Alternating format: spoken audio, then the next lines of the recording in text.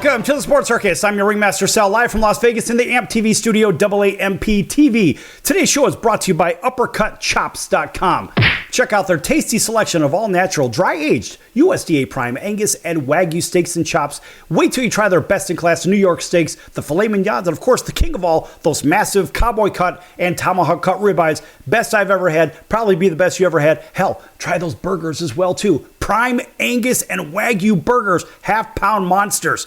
Imagine eating two of those at once. I'm a pig. That's what I do. Find out what's for dinner at UppercutChops.com. That's UppercutChops.com. Or give them a call. Find out what's for dinner at 702-799-9935. 702-799-9935 for UppercutChops.com. Yes! An astounding round of applause for them and everybody else tuning in on our CBS, NBC, and Fox Sports affiliates and independents from coast to coast. Also, Cox, Comcast, Spectrum, Frontier, Time Warner, and WOW Cable Television and Hotel TV in over 600,000 rooms. From coast to coast, we have a very special guest. Let's let him introduce himself. Uh-oh. Do I have to know who I am? Yeah, I think so. Well, I'll give name, a rank, and serial number. That's what I'll do. Dennis Blair is my name. And I'm a comedian and a musician and a songwriter and all sorts of fun stuff like that. Unless you don't like it, then it's not fun. He says, unless you don't like it. I'm not really sure about that. Hey, Dennis, welcome into the show. And I see... Thank you. Hey, listen, right behind you, of course, I see a really cool instrument. Look, I've got a little bit of that right over here myself. Everybody on TV can see that. Oh, yeah? Yeah. I don't... We have a theme. I don't play very well.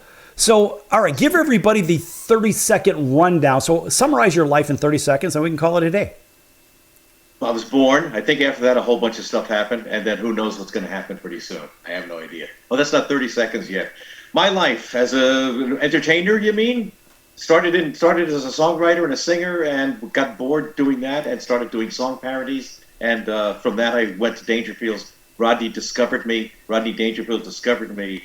I started doing shows with him. Suddenly, I was a comedian, and then I worked with Rodney Dangerfield, Joan Rivers, George Carlin for 18 years, and now I am. All those people are dead. And it wasn't me. So, other than that, I just keep doing comedy and songwriting and put out albums and try to keep busy. You keep going. Am I done? So you're. Oh no, I'm trying to get you to keep going. So I'm like, all right. Keep going and keep going. That's okay, because I had to send a message. See, folks, this is live. We don't fix it in the mix. We've got a lot of chaos going here. If one thing goes wrong, it's like a house of cards.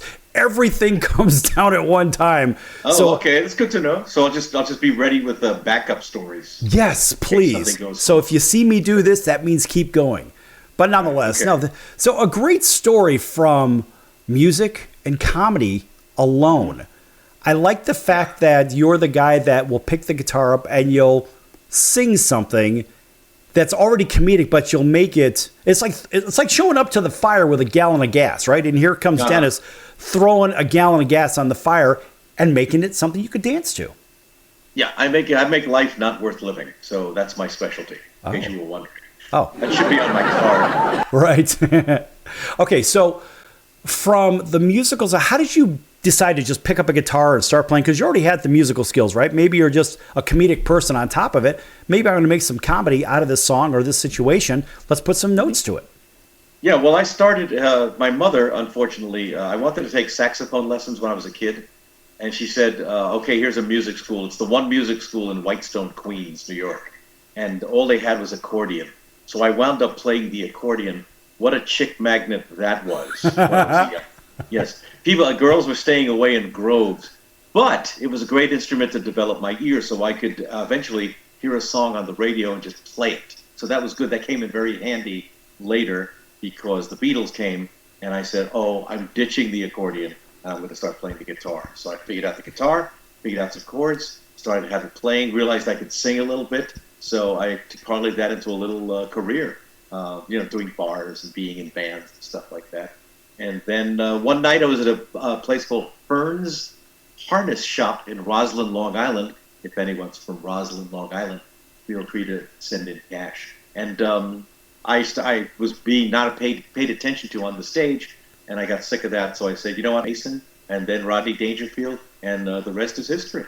That's great That's stuff. another nutshell of my life. Right. Well, we're going to crack that nutshell open in just a little bit. And of course, I see you have something that you could pick up and play and perform a little bit, if you so choose to. Oh, okay. Well, I should get my guitar because that's a mandolin. I'm not that really great on that. So I could go to the other room and get the guitar if need be. Well, I've got 2 guitars here, and I play them horrifically. I wreck everyone's music. And hey, listen, if I have gain, right, I'll plug in. I've got some giant amps on the other side of the studio here. Listen, I'm happy to plug in and scare everybody away. That's typically what I do. And of course, everybody in the building, well, they don't really like it either. But you actually have musical skill where I really don't. I learned how to play guitar as a kid, but no big deal. No big deal. I mean, if it's kind of a skill that you just got to develop and keep at, if you want to do it really well. I do it okay. I play it right. Here's an interesting thing. Okay, so we've had a lot of musical guests on the show as well. And I talked to Craig Bartok, the lead guitarist from Heart. So Craig and I were talking about being able to read music. Now, a lot of people today, they are almost music illiterate, right? They just hear it and then they play it, but they don't know how to read it. It's kind of like grammar. We could speak English. We're able to speak English, but how many of us really know how the grammar side works? So reading music, look, there's a lot to this. And of course, you learning music at a young age, you probably learn how to read music at a very young age, but you can appreciate the whole notes, the quarters, the halves, the 16ths, et cetera, right? The eighth.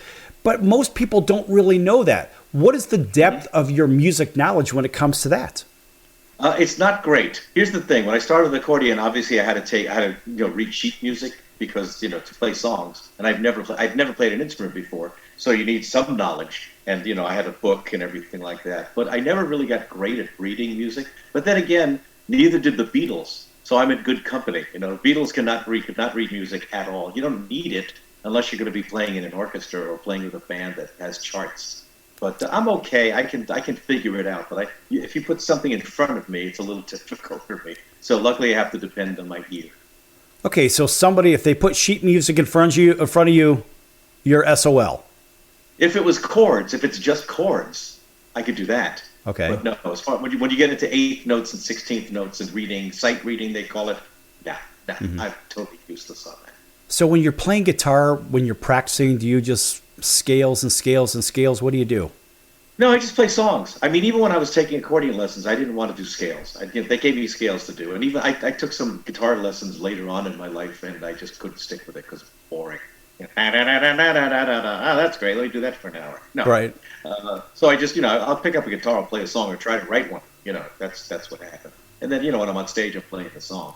So, it's boring to me practicing. But picking up a guitar, folks, in case you don't realize this, picking up a guitar and actually playing the guitar while you're singing, it's beyond walking and chewing gum. It's far beyond that because there's a lot of concentration, there's muscle memory, there's a lot of things going on. Right. Well, it's just, I guess it's one of those things I could do, like some guys can play basketball, some guys can ski. I can't. I can do that. That happens to be sing. And also I can play bass and sing, which people tell me is hard. But it's okay to me. I don't know what happened. Something went wrong in my brain. I'm able to do these things that a lot of people can't do. And thank God it worked out for me. Can you play the upright bass like Tom and Jerry? This sure is, and this sure ain't my baby. Remember that? Doom, doom, doom. That's one of the best Tom and Jerry's of all time. Yeah, I need frets on my bass. I'm not really good at fretless. No, I mean, I need to know where. These guys who play fretless are amazing. It's like, how do you know where to put your hand, But no, I have a fretless bass in the closet there somewhere, and I haven't taken it out in about 5 years. So it's great, though. It's a great sound. Too bad. I mean, I can do it if I really concentrate, but I'd rather the fretless kind, the fretted kind. Right. Well, I mean, that is an art. I mean, anybody that can play a stringed instrument without any frets, again, I tip my hat to him and say, hallelujah, because I sure as heck can't. I can hardly play it with the frets, if you know what I mean. Right. And I went to a concert. I went to a concert where somebody was doing some birdie thing, some piano player concerto, and he's like not only playing the notes, but he's playing them like 95 miles an hour. I'm going, how did these guys do this? The sheet music's right in front of them, and they're just playing. And I'm going, I have no idea how worthless I am because I can't do that. Look, I can sing, so there. Dennis, it's practicing like a pro, and it's being a pro. Eat, sleep, and think it. And that's a whole nother discussion, of course. So listen, in our last 30 seconds of this segment, in the break, you're going to go grab a guitar and you're going to play a little bit, right? Sure, whatever you want me to do. Why not? I'm here for you. Hey, I like that. I like that. By the way, folks, in case you don't know who this guy is, check him out at DennisBlair.com. And this guy is a touring musician / comedian, and you need to go see his shows, especially here in Las Vegas. If you're here, make sure you go to DennisBlair.com and check it out. It's a funny guy, and he has a really good voice, too. Now, who would have known that a guy that can do some comedy work can sing? Look, he can walk, chew gum, sing, dance, play guitar. He can do all that at the same time and make you laugh. Don't go anywhere. Lots more to come here on The Circus. Back in a few minutes, folks.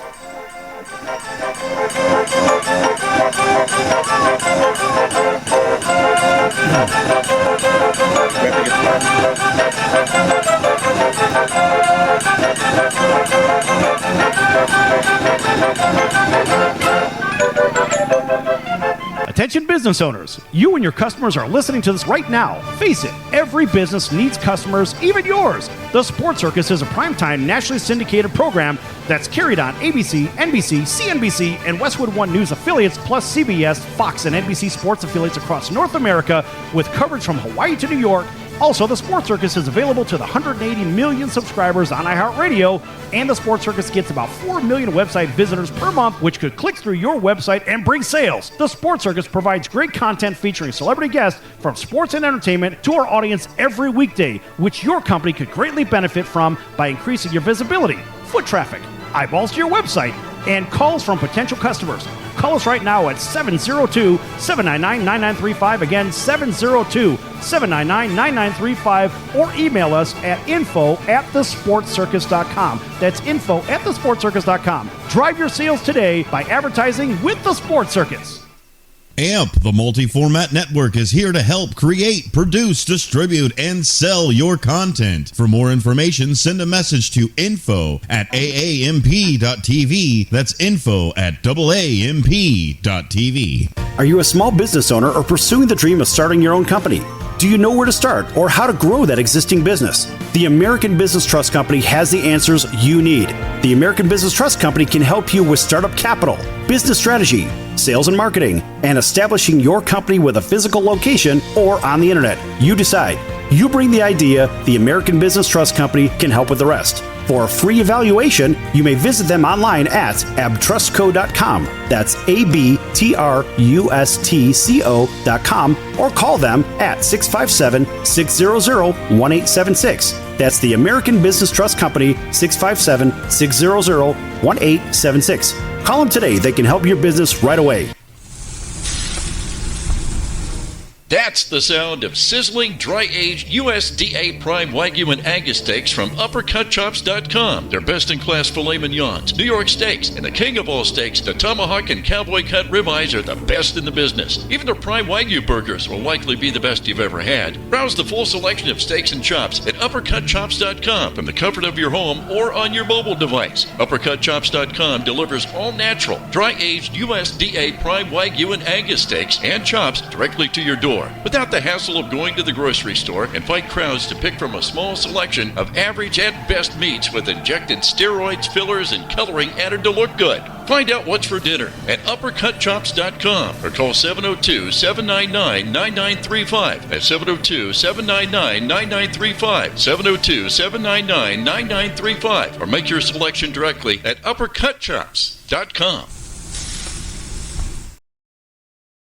You're listening to the Sports Circus, and I'm Mike Golick.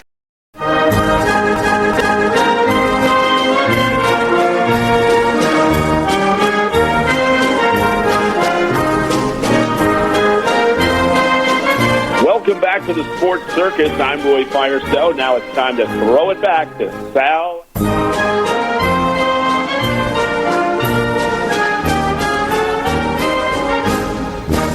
Welcome back to the Sports Circus. I'm your Ringmaster Sal, live from Las Vegas in the AMP TV studio. That stands for All Ages Media Programming Television, in case you're keeping score. And folks, Big welcome back to everybody listening in on our CBS, NBC, and Fox Sports affiliates and independents from coast to coast, including our friends over in Honolulu on CBS Sports 1500 KHKA. That's home of the New York Yankees and the Alabama Crimson Tide. Of course, welcoming everybody all the way down to Southwest Florida at WBGY, Marco Island and Naples and all those beautiful places down there. Right back here to Las Vegas, KJPT Jackpot Radio and KVGK, of course, 97.9 FM. And a big hello to our friends that may be listening in over in LA on NBC News, and that is KCAA, plus everywhere else, including our friends. Of course, we don't want to forget them. Home of the Atlanta Braves, WAUD in Auburn, Alabama, from Columbus, Georgia, all the way over to Montgomery. Every other place in between, a whole bunch of others. Hell, we'll run out of time if we keep talking about them. Also, everybody on TV Land, thanks for joining us. In hotels, thanks for joining us here with the great Dennis Blair. And Dennis actually has a guitar, and he's going to play and sing a little bit just because he can. Let's see what you got, young man. What do you want? You want something funny? You want something? How much time you got? You got 3 minutes? You got 2.5 minutes? Buddy, you got as much time as you need. All right. This is a song. This is one of my favorite local comedy songs. And I am a lapsed Catholic. I was born Catholic, raised Catholic, and I stopped going to church like when I was, there you go. So when I was like 18 or something like that. And one day in a hotel room just came up with this little thing. It's called, you know, as you get older, you start thinking, maybe I should hedge my bets. What if all that stuff's true? So came up with this song. Here we go. I'm thinking of being a Catholic again. I've been a lapsed one since I don't know when, but I seem to remember happier times then. I'm thinking of being a Catholic again. Maybe I'll take in a high mass or two, try to join in on some hymns I once knew, because I think that it might be the right thing to do, and I'm thinking of being a Catholic again. Well, I am a member of the human race. I need salvation, redemption, and grace, and that Jesus, he's got that all over the place. So I'm thinking of being a Catholic again. Because I'm sick of self-help books and psychology. And my child's mood and my family and my shrink has become too expensive for me. So I'm thinking of being a Catholic again. I lie awake late at night in my bed, thinking of people I'd like to see dead. But if I were Catholic, I'd love them instead. So I'm thinking of being a Catholic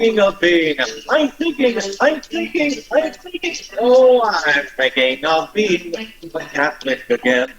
I've been a lapsed one since I don't know when. I still have my card, I just need to sign in. So I'm thinking of being a Catholic again. Ave Maria, that's the sangria. 'Cause I'm gonna be a Catholic again. That's it. That's the song. Are we off the air? Yes, don't worry. We're still on the air. We didn't get booted off the air. So the good news is we get all creative control for this program. That's good stuff. And again, folks, if you've ever tried to play a guitar and maybe sing or even talk to somebody, just go that far, or look away, it's not the easiest thing to do. But imagine trying to sing and play. For all our musical friends, you know exactly what we're talking about. It's not easy. I have to say that, me personally, I can't even look away. I have to watch what I'm doing up and down that fretboard. And I'm left-handed, mind you. I don't play left-handed. I play right-handed. And so I have to watch what I'm doing. And I don't even, when I'm holding my guitar, I don't hold it, or I'm not on top of the strings, if you know what I mean, right? And my fingers are laying across the strings like what you're not supposed to do, right? Uh-huh. There are certain things, of course, right? Yeah. But then again, I could do this, but you can do a radio show, and I can't do that. So, we're even. Well, the good news is, if I were to do a radio show, they'd be, maybe going, what? This guy should just stick to guitar. So there you go. Listen, the good news is we're on radio and TV in different markets, and everybody can see you playing, and I like that, and they can see my giant cranium here, but really, this one's about you, so here's what we'll do is we'll go ahead and shift the camera. Now, if you speak, the camera focuses on you instead of me. Oh, man, this is way too much pressure. I'm sorry. I'm going to have a headache. I'm going to have to go lie down for about 10 minutes. You can carry on without me, right? I've done a couple of these. I don't know. I got lucky, I suppose. So, good. Out of all the dates in the calendar, how many are you on stage performing? Whether it's comedian work or you're a local act as well. You're in a local band as well, aren't you? Yeah, on Fridays when I'm in town, I play bass and guitar in a local band on Fridays at the Tuscany Hotel here in Las Vegas, Nevada. And then, I do the Composers Showcase in town. There's 2 of those in town where you get original songs, and they have people there in the audience, and they appreciate original music. So I do a couple of those once a month or once every 2 months. And then as far as it's mostly comedy. It's 95% comedy because it's hard to get people. If you're not in a band, we do that band thing on Fridays at Tuscany, and it's a different singer every week. So we have to learn like 30 new songs every week. So that keeps us pretty busy. But as far as, there are so many bands in Las Vegas, it's so hard to get in one. And I keep busy with comedy anyway. So, between the two, I keep pretty busy, which is good because I get bored really easily. All right, so getting into the comedy world. Why the comedy world? I mean, look, people sometimes, they just have a good nature about them. Maybe they tend to make people laugh or whatnot. Maybe they're expressive. Maybe they have this animation feature, whatever it is. Mm-hmm. Why you and why this? Well, my career was a total accident because, like I said, I was playing, in a bar all by myself, playing James Taylor and Paul Simon, and no one cared. No one was listening. Everyone's drinking wine and getting drunk and stuff. So I got upset. I got very upset because I'm an artist and I want people to listen to me. So I went upstairs in between sets, and I came up with a parody of the current Bee Gees song, which was "Staying Alive," and I did "Singing Too High," and I got their attention. So I started doing more of that because I wanted to get attention because I'm selfish, and I got enough of those together. There you go.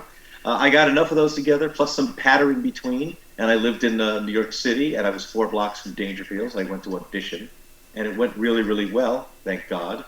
And they booked me next week to open for Jackie Mason. And then Rodney saw me, Rodney Dangerfield, said, "Hey, they obviously like what you do. What do you do?" And I told them, I sing parodies, and he says, "Oh, let me watch it." So Rodney watched the second show I did, and he really liked it. And then, as fate would have it, he did Caddyshack and became like the biggest comedian in America. So within a couple of weeks, I was touring with Rodney Dangerfield at like 2,000, 3,000 seat theaters. So I'm going, how did this happen? But I'll take it. So it was a total accident. That's great. But then you also co-wrote a film too, which one of my all-time faves, because I think of Rodney and the bowling shirt, the bowling shoes, the polyester, everything. Truly in my opinion, one of the funniest films that I have seen. It's just because it's so ridiculous. It's so Rodney. Yeah. It is exactly what you would imagine. I had the good fortune of playing dice with Rodney Dangerfield for 45 minutes, just myself, my brother, and him at the Bally's many years ago. And that little glimpse of who he was, from the point that he walked up to all of our time, to the time that he left, you've lived this. But how did you get into this film writing side, and what was the film? Well, Rodney had just done Caddyshack, which made him like a huge, huge star. And I had been working with him for like a month, maybe, at Dangerfield. And he says to me, he goes, they want me to do a film or on the Star. So if you could come up with an idea for a movie for me, let me know. Now, I've been doing comedy at that point for like a month or so. And Rodney Dangerfield, the biggest star in America, just asked me to come up with a movie idea for him. So I naturally ran to my apartment 4 blocks away and paced for about 10 minutes and came up with the idea for Easy Money. And I brought it back to him, and he said, "Hey, that's a good idea. I'll present it to the Orion Pictures." And he said, "Yeah, they want to do it." So I got that, and then he made me a writer on the movie. So I came up with the idea for the movie and was a writer on the movie, and that was that. So that was another accident that happened. But that was a really funny movie. It had a great cast in it too. But, Joe Pesci, all those guys. Yeah, but what I liked about it, it was normal America. right? And it was the setting was normal America, and it was a normal American family. But I love the fact of the challenges, right, that were in front of him. But here's just a regular guy from the neighborhood, right, eating pizza, got that Popeye look, eating his pizza, that kind of thing. But he did what he did because that's what we did in urban America, right or wrong. Yeah, I mean, plus the fact that Rodney's character was one of those characters, no one thinks they get respect. So he had that going for him, nobody. I mean, everybody's complaining all the time. Oh, man, my boss, my wife, this guy, that guy, he should die, that kind of thing. So everyone related to Rodney's, I got no respect at all, and I'm ugly too, and I can't cook and all that stuff. So he had that going for him for a while before that anyway. But this just, cemented it in people's mind. Absolutely. In fact, folks, if you think this guy's funny, why don't you go check him out in person right here in Las Vegas and wherever he's touring. Check him out at DennisBlair.com for his touring dates. Yes! Make sure you get your ass out there and check this guy out because he'll sing to you. He'll make you laugh. He may make you cry, too. In fact, we're going to be back here in just a few minutes on the Sports Circus with lots more to come with Dennis Blair. Don't go anywhere.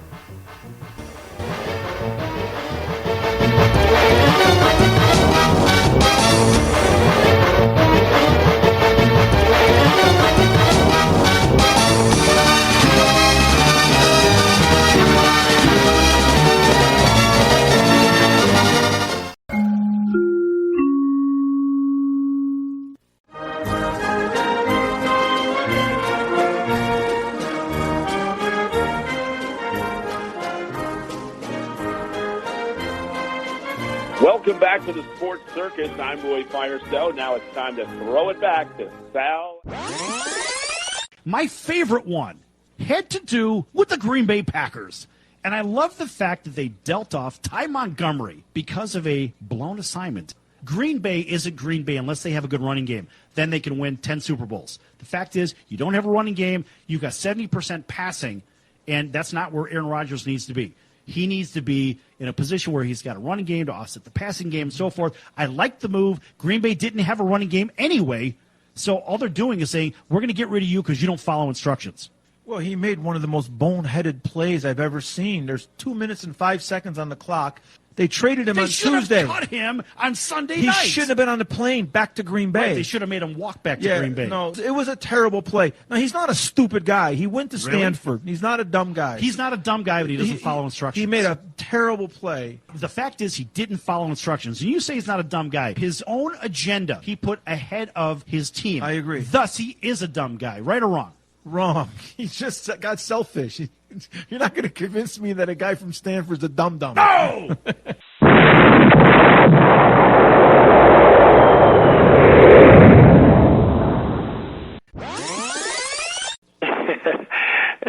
This is Sidney Justin from The Miracles.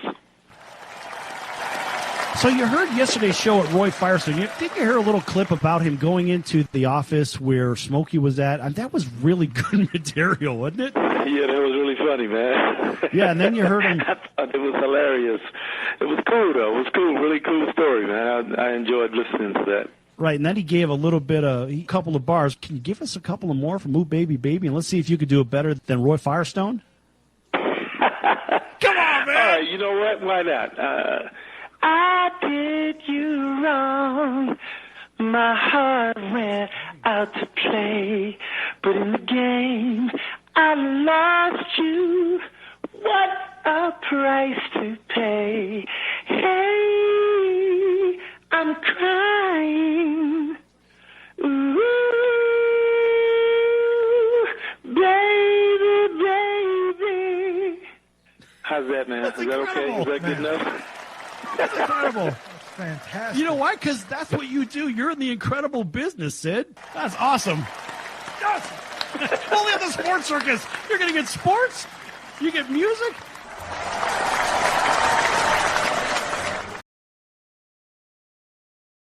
Hey, everybody. This is Barry Katz from the Industry Standard Podcast, and you're listening to the Sports Circus with Sal Tuzzolino.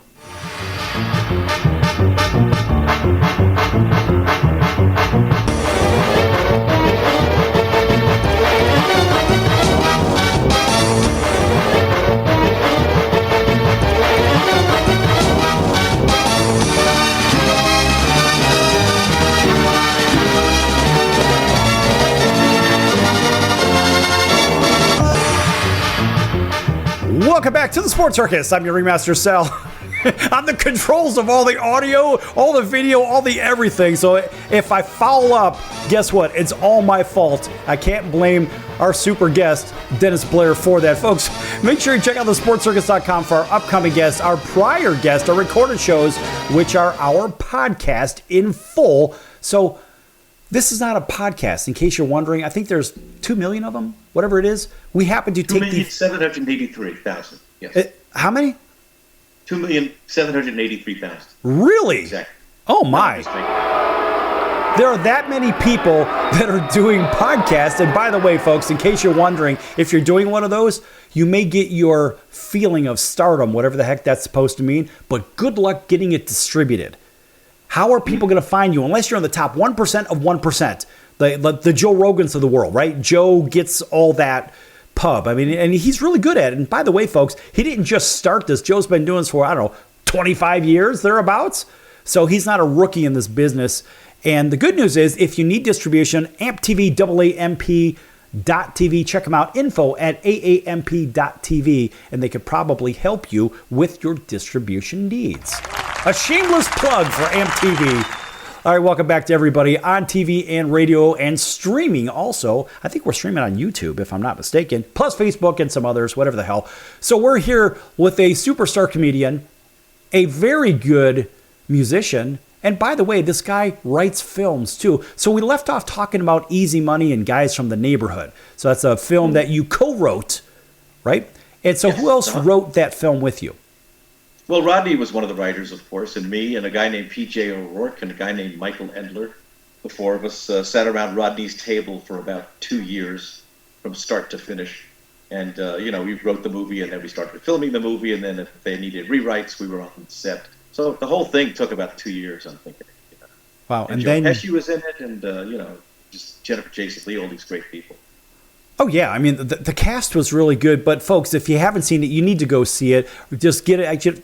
Put it on YouTube or put it on, actually, probably not there. Maybe get it from Netflix or something like that. I would imagine is probably the best way to get it. I would think it's somewhere out there that you can catch it. Yeah.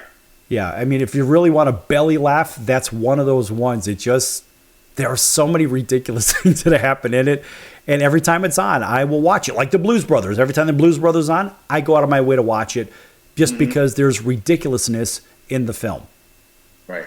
Yeah. Worked out well. And it didn't, I don't know how well it did when it first came out.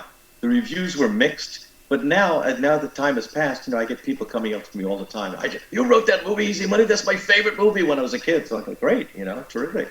But, sometimes that happens. A movie starts slow, and 20 years later, 30 years later, it's like top of the heap. So let's hope those residuals keep rolling here. Right.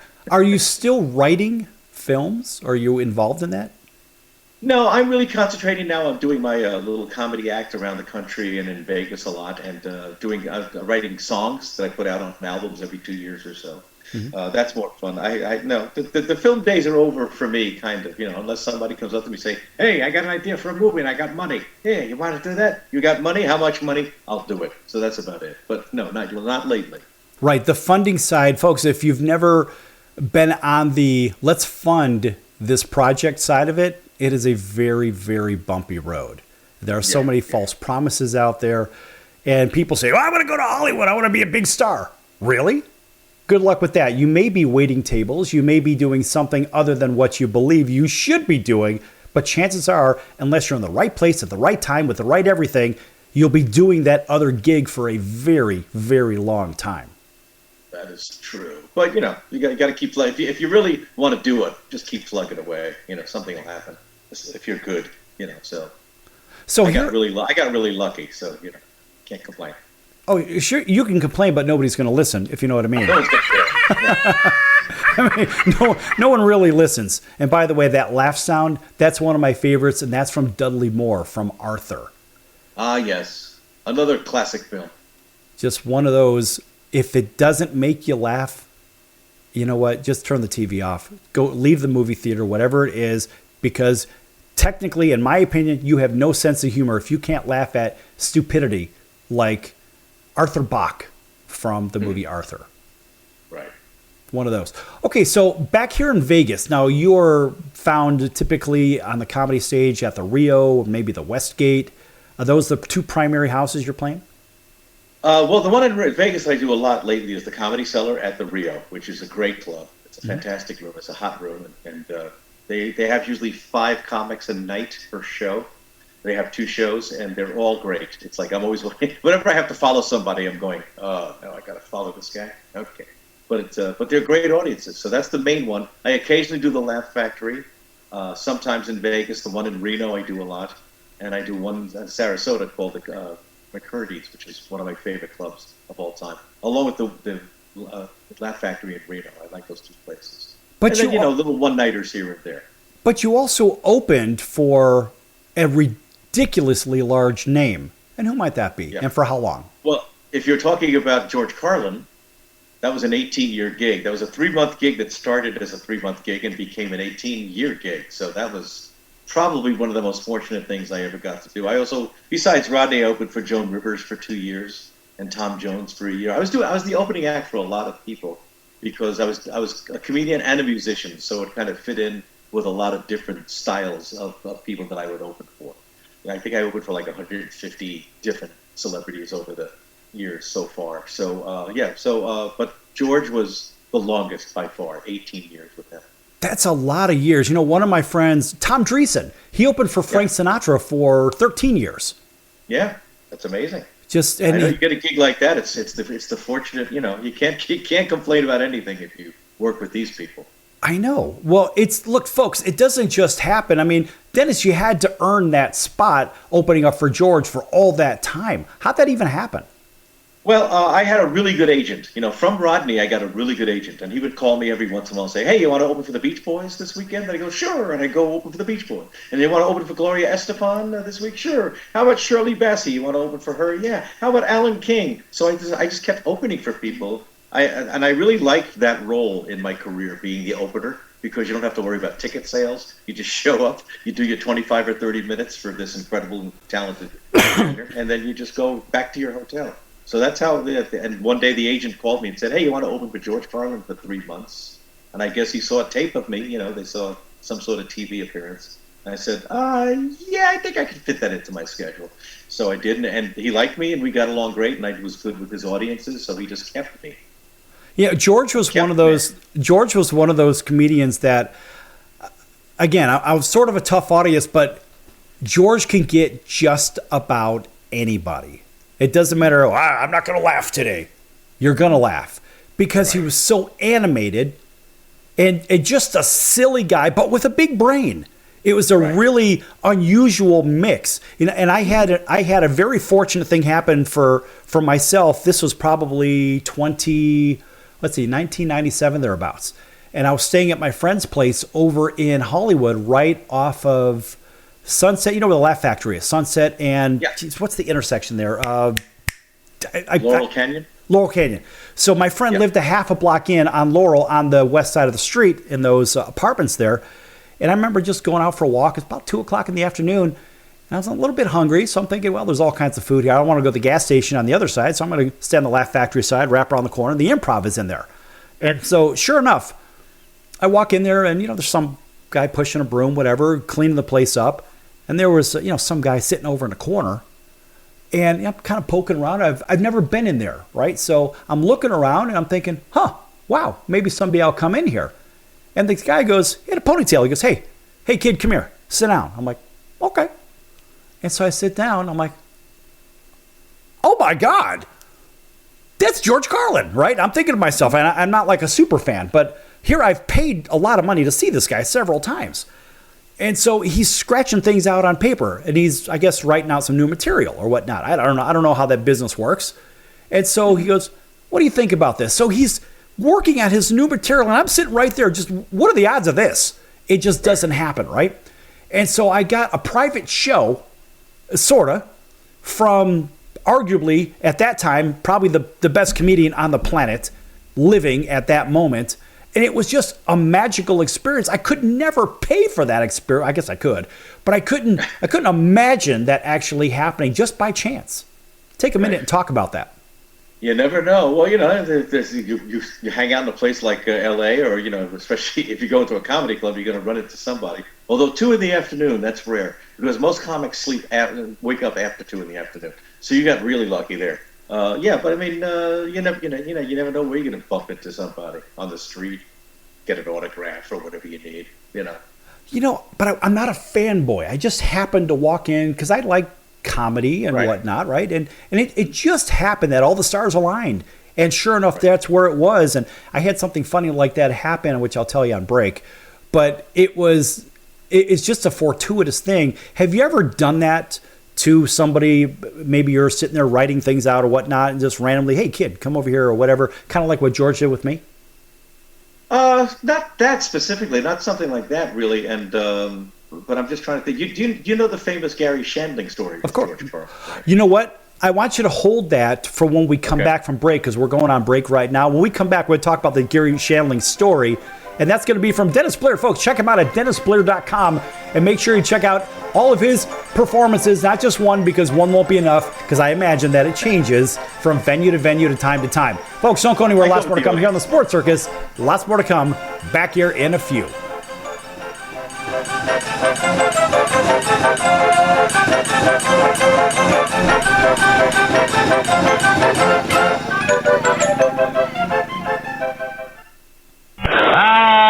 Can't beat fun at the old ballpark, friends. High pop fly. That would be a home run in a phone booth. I don't know what the big deal about Cracker Jack is. Did you ever go and buy a pack of Cracker Jack thinking you're going to get a prize and find no prize in the box? Here's the pitch.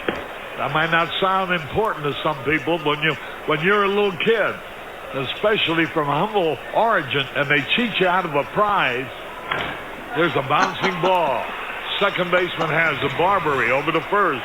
It's hard to think in laudatory terms of the product.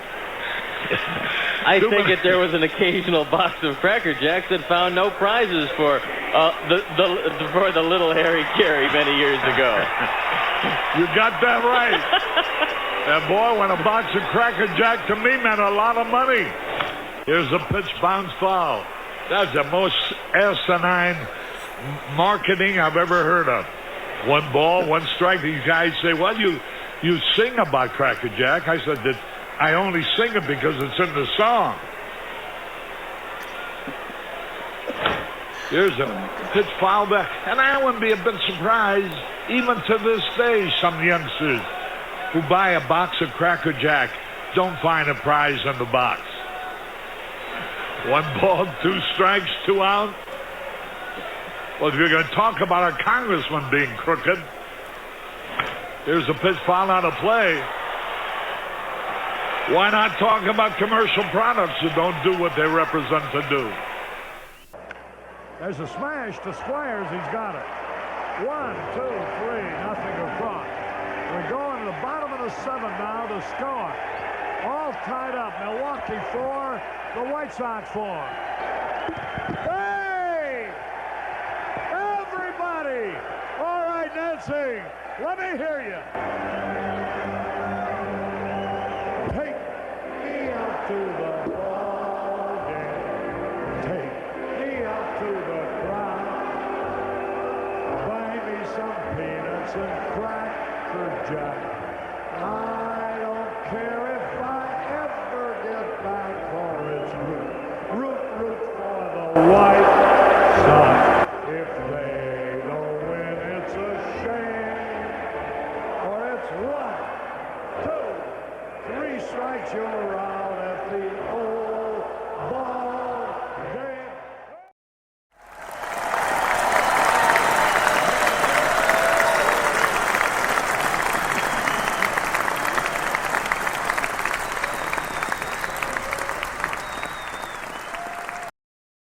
Hey, this is Tommy John, and you're listening to the Sports Circus.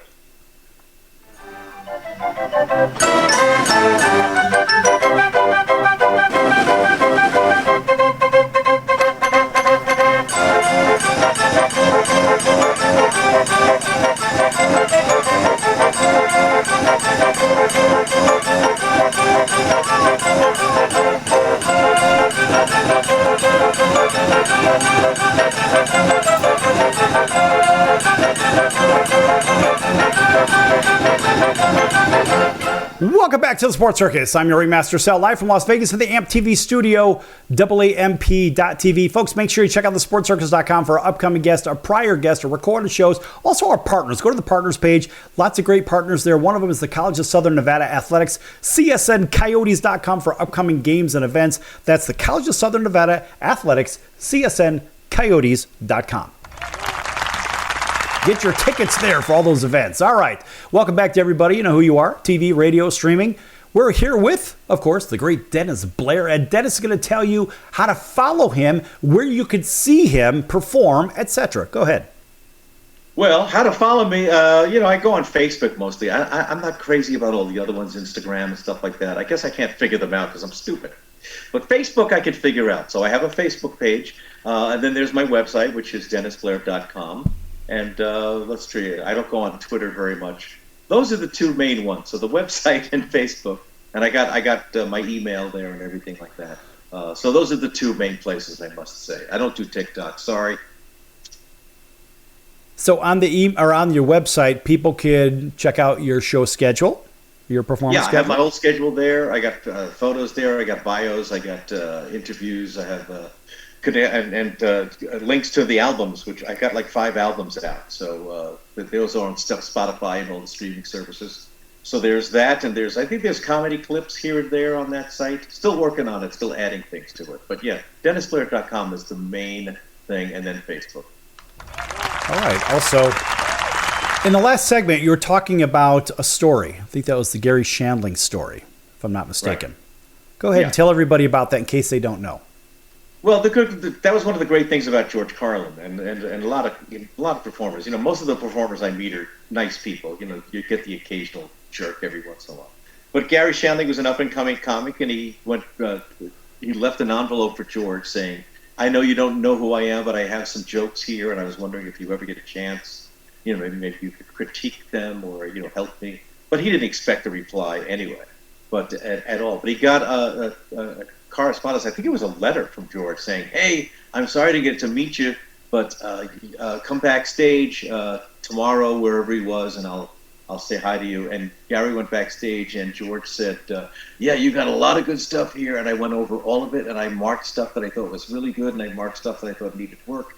And you definitely should do this. So it's because George gave him that encouragement that he just stuck with it and became a really great comic. So that's the kind of stuff that happens all the time. And it really, you really have to remember, these guys can either make or break a person's spirit. So that was a great indication of what a great guy George was all around, besides being hilarious. So, yeah, and it's amazing the influence that somebody has, how you could basically direct somebody's life. And, oh, by the way, that person is likely going to direct somebody else and somebody else and somebody else. One person could change an army. Right. Paying it forward. There you go. That's the idea. I try to be nice to everybody, which, I think is a good thing to do anyway. So, try to encourage as many people as I can, especially if I think they're good. So you have a guitar in your hand still? Yeah, I do. Yeah. And you want to hear the first parody I ever did? I want to hear it. This is the Bee Gees. Remember how famous they were? This is 1980 or something. Hold on, just a second. Well, you can tell by the way I wear my pants that I am a guy. I don't take no chance. When I sing, I sound so dumb, like I've just been snorting helium. But it's alright, I can't wait. I sing just like Tiny Tim. Looking so don't hurt me. Singing funny, it's fun. Nobody today can tell what I'm saying because I'm singing too high. Singing too high. I'm to be resumed, but I can't get a woman because I'm singing too high. Singing too high. Singing too high.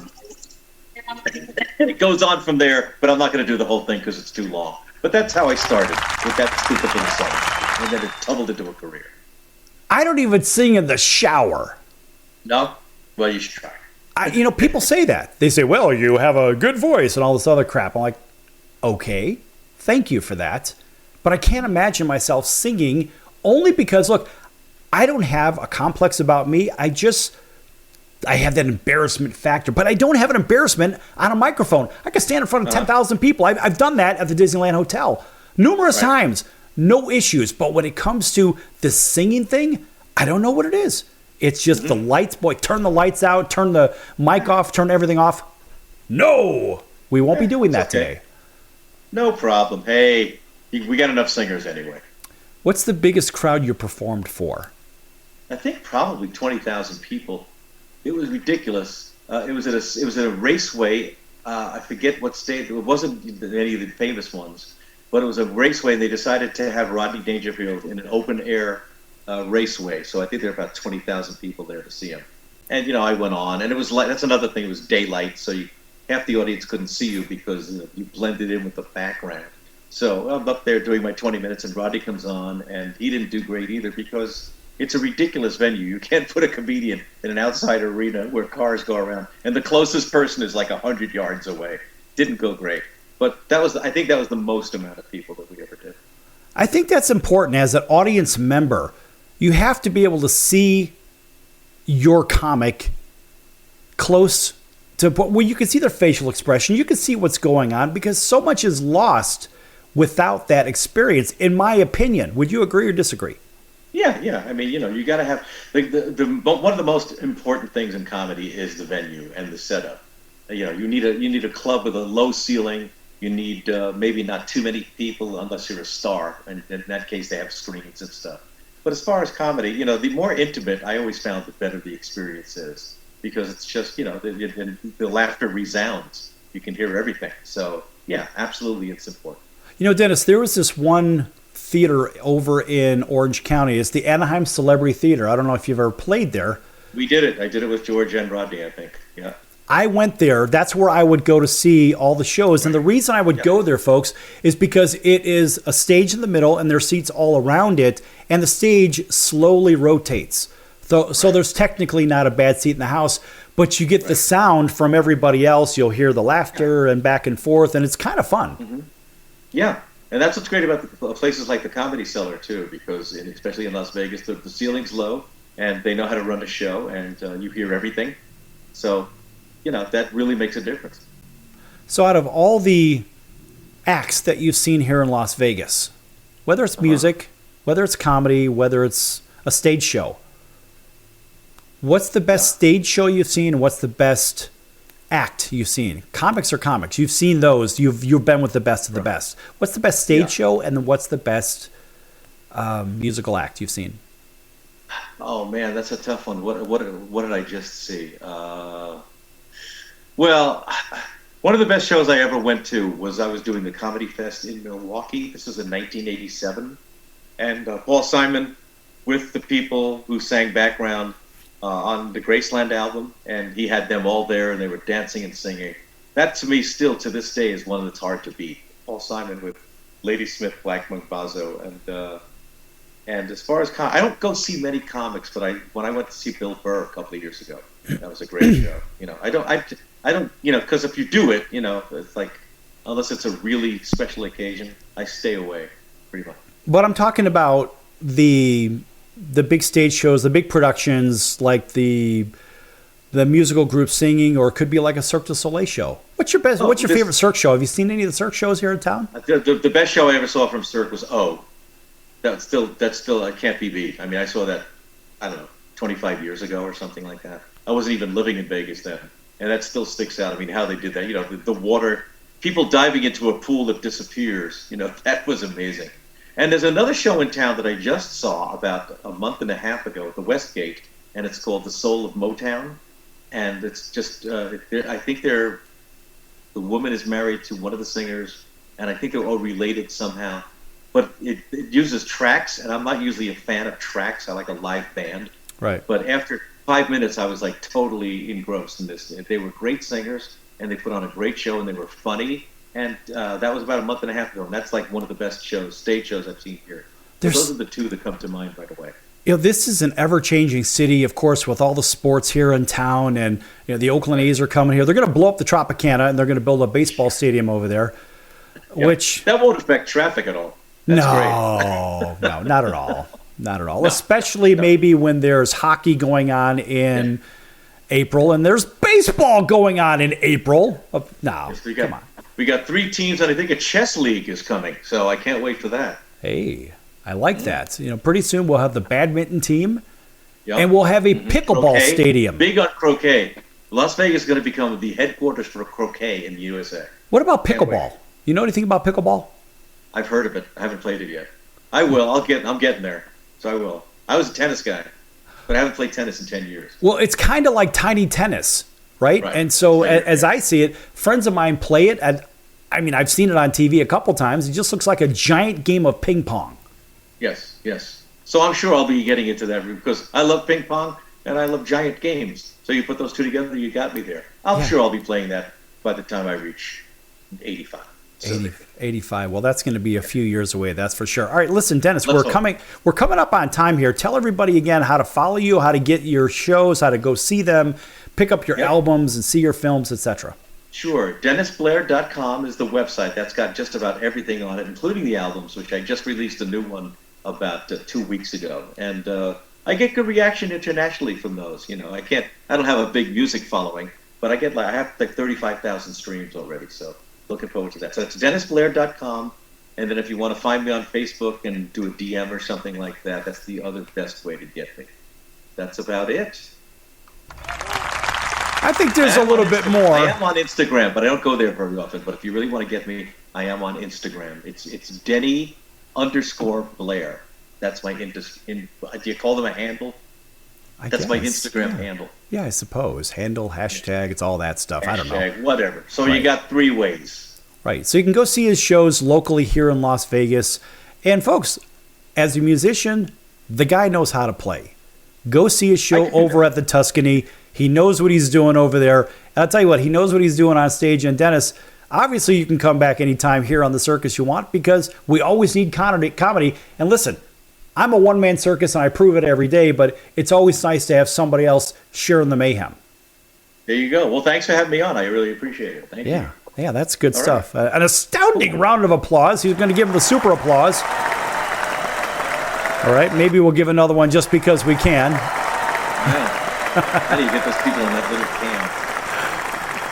can? That's good stuff. All right, Dennis, thanks for joining us. And everybody else, thanks for joining us here on the Sports Circus. So we're going to see you, in about 23 hours right here on your favorite station. So make sure you check out Dennis's site and also thesportscircus.com for all of our other guests and et cetera, et cetera. Listen to all those recorded shows. In case you missed this one, make sure you go back to that recorded shows page and you can play this one in its entirety. So for Dennis Blair, I'm your Ringmaster Sal. We'll see you next time right here on your favorite station. So long, everyone.